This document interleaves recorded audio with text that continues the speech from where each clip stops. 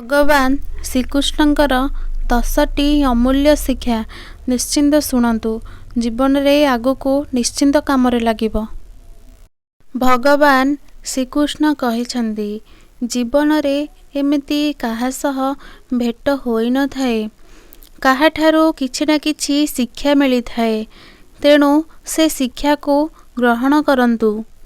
ମନୁଷ୍ୟ ଜୀବନରେ ବହୁତ ସମସ୍ୟା ରହିଥାଏ। ଯେତେବେଳେ ତୁମେ କଷ୍ଟ ସହିବା ଶିଖିଯିବ, ତେବେ ସେବେଠାରୁ ବୁଝିଯିବ ଯେ ଆପଣଙ୍କ ଜୀବନରେ ବଞ୍ଚିବା ଶିଖିଗଲ। ଜୀବନର ସବୁ ଖରାପ ପରିସ୍ଥିତିରେ ନିଜକୁ ଖୁସିରେ ରଖିବା ପାଇଁ ଚେଷ୍ଟା କରନ୍ତୁ। ତେବେ ଯାଇ ଦୁନିଆ ତୁମ ସାଥିରେ ରହିବ। ଯଦି ତୁମ ସହ କେହି ଖରାପ କରୁଛି, ତେବେ ଚୁପ୍ ରହିଯିବାଟା ଭଲ। କାରଣ ତୁମେ ଉତ୍ତର ନଦେଲେ କ'ଣ ହେବ, କିନ୍ତୁ ସମୟ ତ ନିଶ୍ଚିନ୍ତ ଏହାର ଉତ୍ତର ଦେଇଥାଏ। ଜୀବନରେ ଗରିବ ରହିବ, କେହି ଆପଣଙ୍କୁ ଧ୍ୟାନ ଦେବେନି। ପରିଶ୍ରମ କରିଲ, ସମସ୍ତେ ହସିବେ। ହେଲେ ଯେତେବେଳେ ତୁମେ ସଫଳତା ପାଇଯିବ, ସେତେବେଳେ ସମସ୍ତଙ୍କ ମୁଣ୍ଡ ତଳକୁ ହୋଇଯିବ। ତେଣୁ କାହାର ବିଚଳିତ କଥା ଶୁଣନ୍ତୁ ନାହିଁ।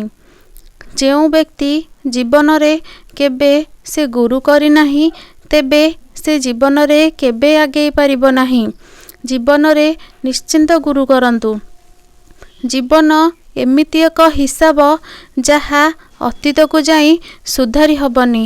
ସେଥିପାଇଁ ବର୍ତ୍ତମାନ ନିଜକୁ ସୁଧାରି ଦିଅନ୍ତୁ, ଭବିଷ୍ୟତ ଆପେ ସୁଧୁରିଯିବ। ଯେଉଁ ଜୀବନରେ ଉତ୍ସାହ, ଲକ୍ଷଣ ଓ ଅନୁଶାସନ ନାହିଁ, ତାକୁ ଜୀବନ ଜୀଇବା କୁହାଯାଇନଥାଏ, ବରଂ ଜୀବନ କାଟିବା କୁହାଯାଇଥାଏ। ଯଦି ଭଗବାନ ଆପଣଙ୍କୁ ଅଧିକ ପ୍ରତୀକ୍ଷା କରାଉଛନ୍ତି, ତେବେ ପ୍ରସ୍ତୁତ ରୁହନ୍ତୁ।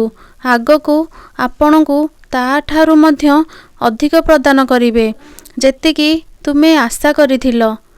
ଜୀବନ ବିଷୟରେ ଅଧିକ ଭାବନ୍ତୁ ନାହିଁ, କାରଣ ଯେଉଁ ପରମାତ୍ମା ଆପଣଙ୍କୁ ଜୀବନ ଦେଇଛନ୍ତି, ସେ ବି ତୁମ ପାଇଁ କିଛି ନା କିଛି ଭାବିଥିବେ।